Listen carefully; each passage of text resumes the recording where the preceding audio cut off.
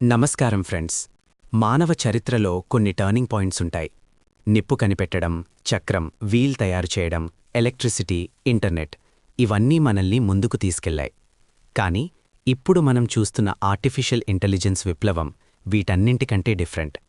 ఎందుకంటే నిప్పు మనల్ని థింక్ చేయమనడు, ఇంటర్నెట్ మనల్ని ఫీల్ అవ్వమనడు.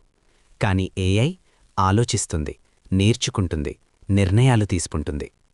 ఇప్పుడు ఉన్న చాట్జీపీటీ ఆర్ జెమినై కేవలం ట్రేలర్ మాత్రమే.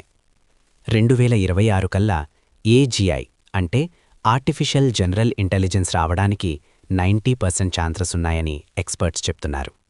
ఏజీఐ అంటే ఏంటో తెలుసా? మనిషి కంటే తెలివైనది, మనిషి కంటే ఫాస్ట్గా పనిచేసేది.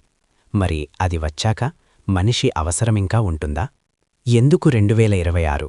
ఎందుకు అంత భయం?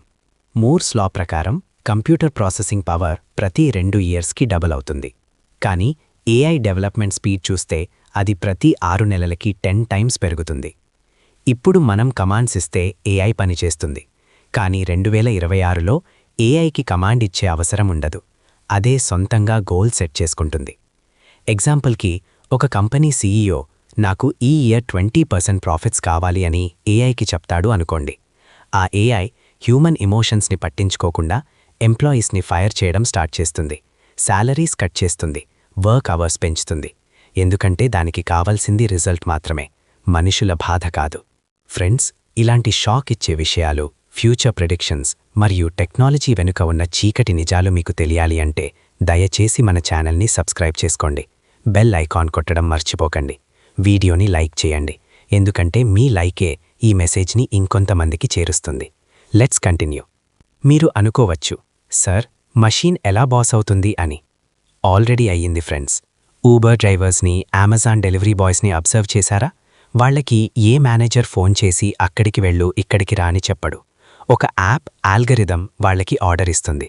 వాళ్ళు లేట్గా వెళ్తే ఆ ఆల్గరిథమే వాళ్ళని పనిష్ చేస్తుంది. ఇప్పుడు ఇది బ్లూ కాలర్ జాబ్స్లో ఉంది. 2026 కల్లా ఇది వైట్ కాలర్ జాబ్స్కి వస్తుంది. కోడర్స్, అకౌంటెంట్స్, మేనేజర్స్ ఎవరూ సేఫ్ కాదు. మీ పర్ఫార్మెన్స్ని ఒక ఎమోషన్లెస్ మషీన్ జడ్జ్ చేస్తుంది. మీరు నిన్న 5 మినిట్స్ బ్రేక్ ఎక్కువ తీసుకున్నారు, సో మీ శాలరీలో కట్ అని ఒక మెయిల్ వస్తుంది. ఆ మెయిల్కి రిప్లై ఇవ్వడానికి అక్కడ మనిషి ఉండదు, ఇంకో బాట్ ఉంటుంది. మనిషికి ఉండే గొప్ప లక్షణం ఎంపతి, అంటే పక్కవారి బాధని అర్థం చేసుకోవడం. ఒక హ్యూమన్ బాస్ అయితే నాకు ఆరోగ్యం బాలేదు సార్ అంటే టేక్ రెస్ట్ అంటారు. కానీ ఏఐ బాస్కి హెల్త్ అంటే జస్ట్ డేటా.